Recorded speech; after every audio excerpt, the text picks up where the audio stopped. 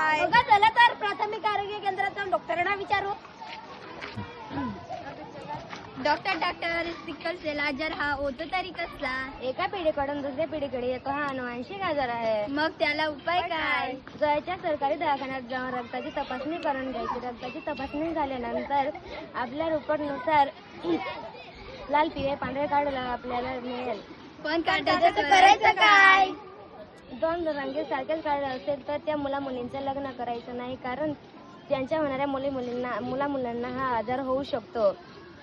जिकांच्या आजारावर सरकारी दवाखान्यात निदान प्रतिबंधात्मक सेवा उपलब्ध आहे.